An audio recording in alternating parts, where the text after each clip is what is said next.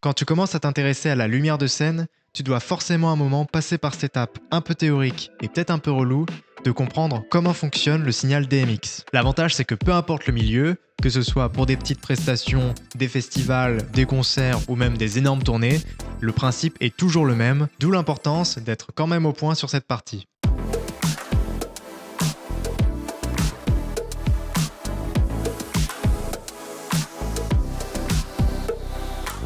On commence par l'aspect théorique un peu relou, mais je te promets que ça va être rapide et que ça va bien t'aider pour comprendre les mises en pratique que je ferai juste après. Donc, le DMX, de son vrai nom le DMX 512, de son vrai nom le Digital Multiplexing 512, a été inventé dans les années 80. Bon, je vais pas te faire tout l'historique du DMX, l'important à savoir c'est que c'est un signal numérique qui permet de contrôler des projecteurs ou des machines ou n'importe quoi à distance, et qu'on n'a jamais vraiment cherché à trouver une nouvelle méthode depuis les années 80, puisque c'est super fiable. Aujourd'hui, on a de nouvelles technologies pour le transporter qu'on verra plus tard, mais ça reste le même signal qui est utilisé depuis très longtemps. Ce signal numérique, il se transporte à la base dans des câbles comme celui-ci, avec deux connectiques XLR de chaque côté.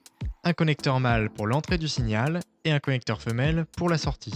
Tu vois que ce sont des connecteurs avec 5 broches, mais il existe également des câbles avec des connecteurs 3 broches, parce que le signal DMX n'a besoin que de 3 broches pour être transmis. Alors pourquoi avoir fait à la base des câbles 5 broches? Je sais pas vraiment, parce que comme je t'ai dit, le DMX il peut passer dans 3 broches. On raccorde les projecteurs en série, ça veut dire que le signal sort de la console, il rentre dans un projecteur, et le signal peut ressortir pour se brancher à un autre projecteur.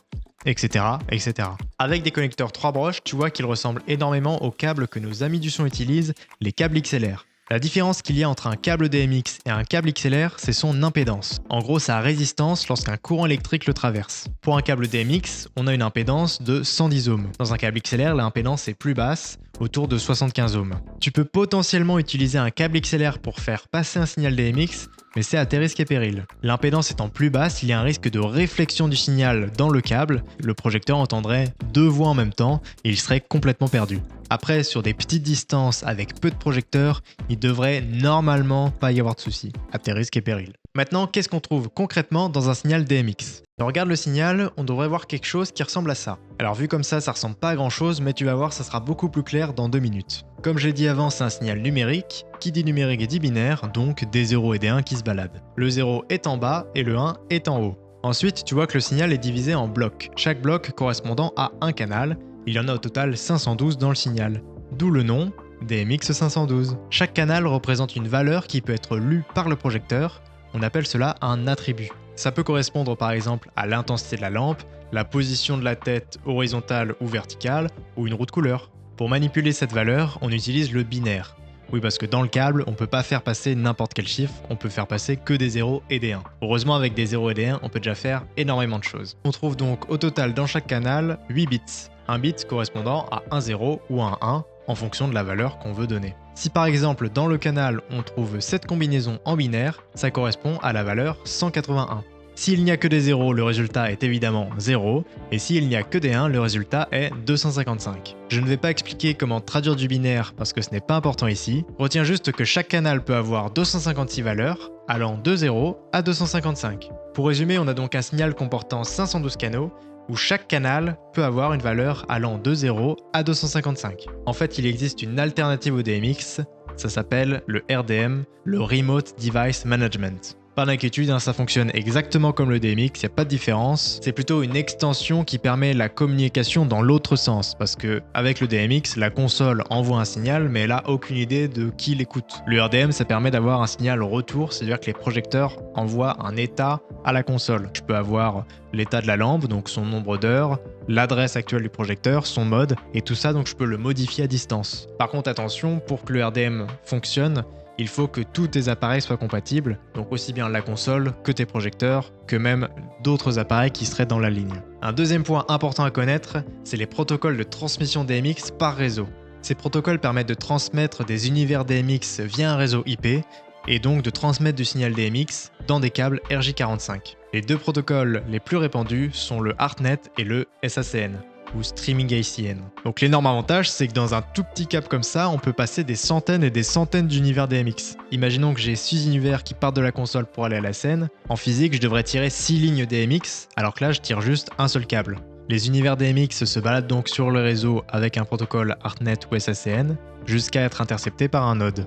Un node, c'est un petit appareil comme celui-ci qui va générer les univers DMX physiques à partir de ce qu'il va recevoir en ARPANET ou en SACN. Il existe même certains projecteurs qui peuvent directement recevoir du RJ45 et donc recevoir de l'ARPANET ou du SACN, et on n'utilise plus du tout de DMX physique. Certaines installations sont même aujourd'hui 100% réseau, c'est-à-dire qu'il n'y a plus aucun câble DMX physique. Attention, ça ne veut pas dire que ces installations n'utilisent plus le DMX, elles l'utilisent mais uniquement via du réseau. Donc au final, aujourd'hui, derrière la console, on se retrouve juste avec un tout petit câble RJ45 comme ça, pour contrôler des centaines et des centaines de projecteurs. Allez, vite fait, petit tour rapide des accessoires qu'on peut trouver en câblant du DMX. Les adaptateurs, je peux avoir un 3 broches et un 5 broches de l'autre côté.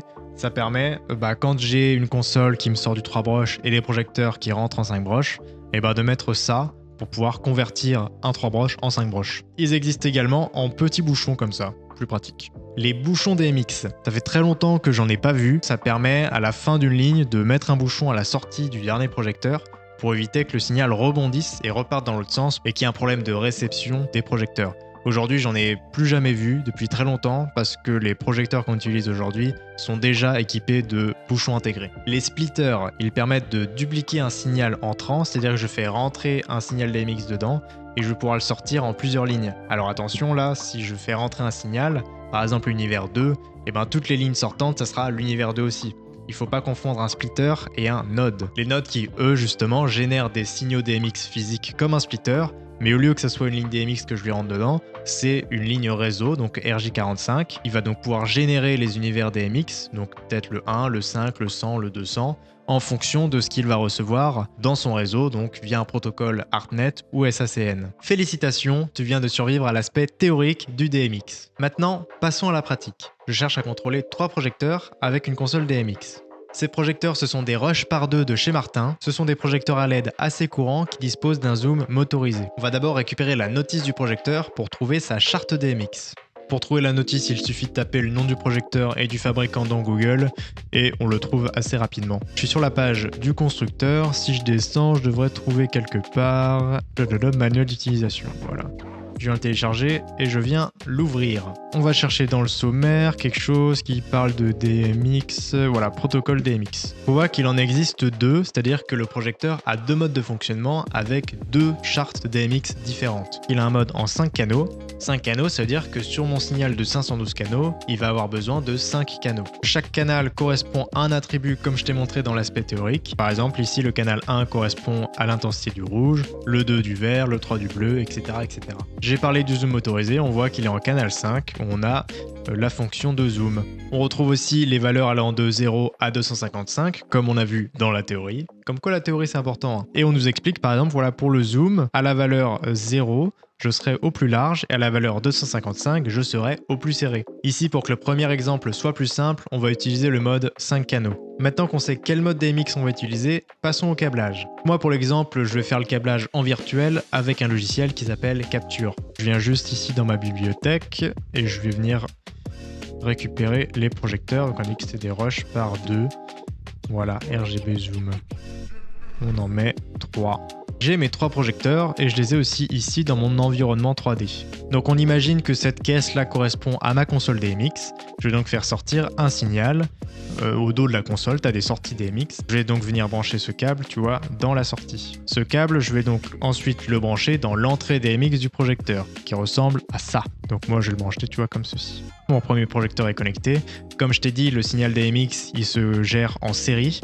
Donc je vais sortir le signal depuis mon premier projecteur dans la sortie out et je le raccorde au in de mon deuxième. Et même principe, je sors le signal par la prise out de mon deuxième projecteur et je l'envoie par la prise in de mon troisième projecteur. Et voilà, j'ai câblé en DMX mes 3 projecteurs, rien de compliqué. On s'attaque maintenant à l'adressage DMX, qu'on appelle aussi patch. Ou patch DMX. Ça permet de dire aux projecteurs quels canaux il faut qu'ils écoutent dans le signal DMX. Pour les patcher, c'est très simple, c'est dans les menus du projecteur où on a adresse DMX et on vient choisir l'adresse correspondante. J'ai oublié d'en parler ici, mais il existe des projecteurs qui n'ont pas d'écran de contrôle, donc on rentre l'adresse via un système de switch qui ressemble à ça. Pour savoir comment ça fonctionne, rien de compliqué, il existe des sites et même des applications comme celle-ci où je viens rentrer l'adresse, par exemple 201, et il vient me donner directement quel switch doit être sur on, donc vers le bas, et quel switch doit être sur off, vers le haut.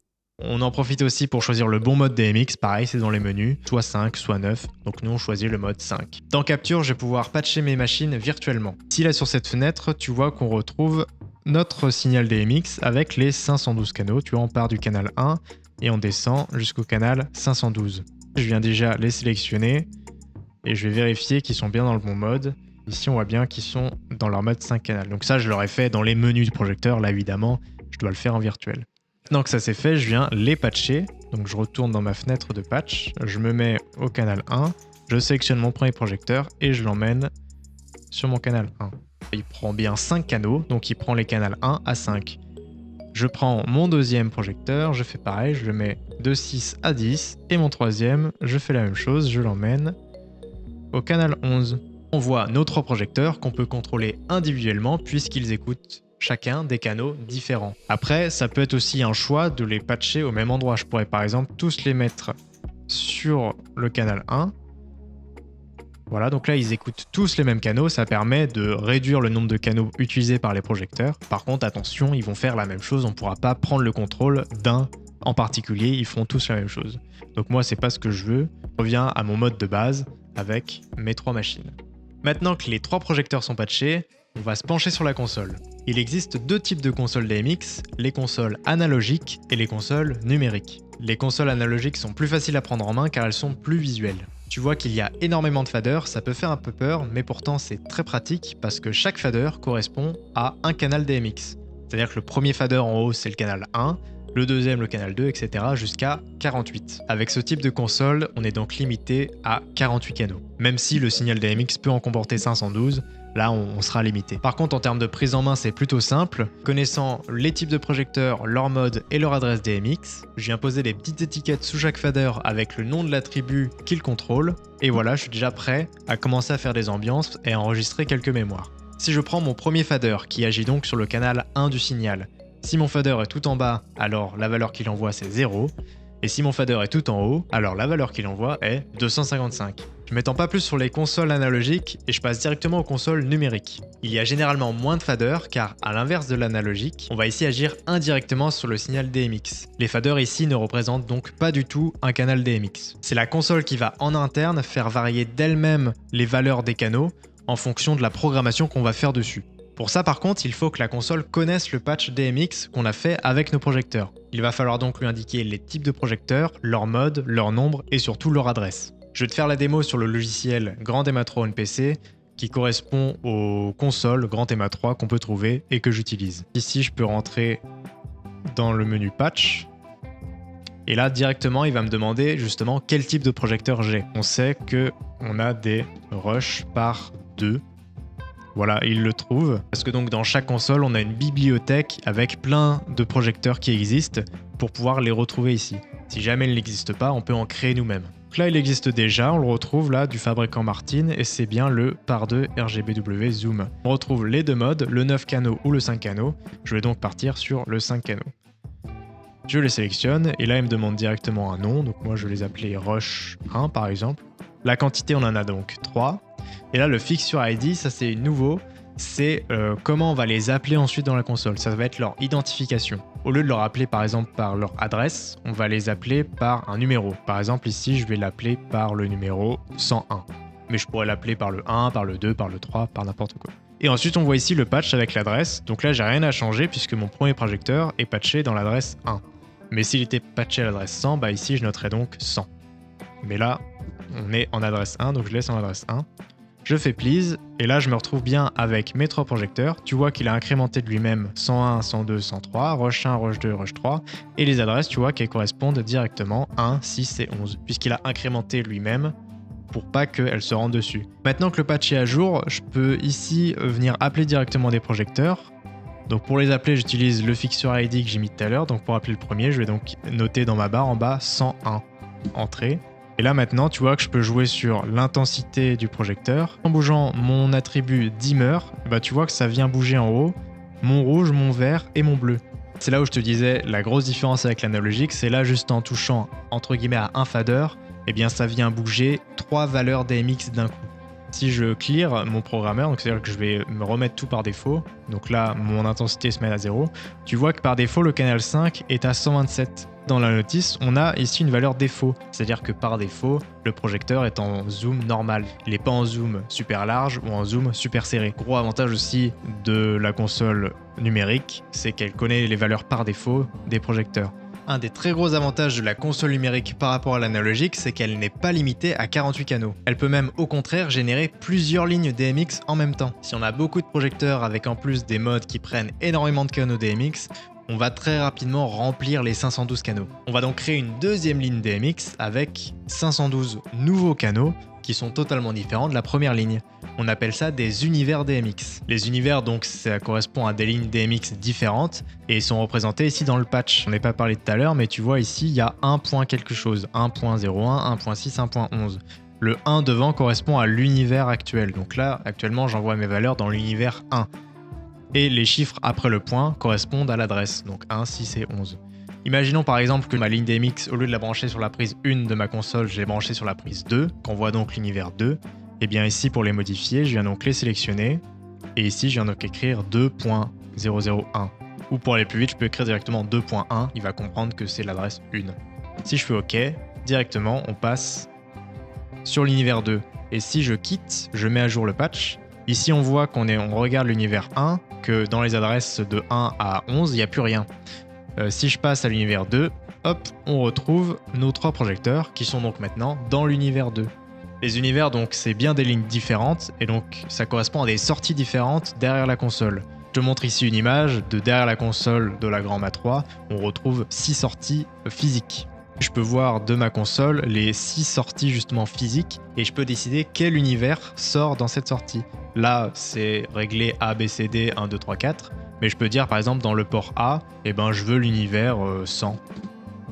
Voilà, et là maintenant j'ai l'univers 100 qui sort du port A. Je peux changer tous les univers, je peux dire tel univers il est là, tel univers il est là. Je peux faire vraiment tout ce que je veux et c'est super pratique. Si cette vidéo t'a intéressé, n'hésite pas à la liker et laisser en commentaire ce que t'en as pensé, qu'est-ce qu'il faudrait que j'améliore, c'est les premières vidéos que je sors, donc n'hésite pas à me donner ton avis là-dessus. Et si t'es intéressé justement par la programmation lumière et le pupitrage lumière, sache que je vais sortir surtout des vidéos sur comment on gère la console lumière, donc aussi bien en programmation que en workflow.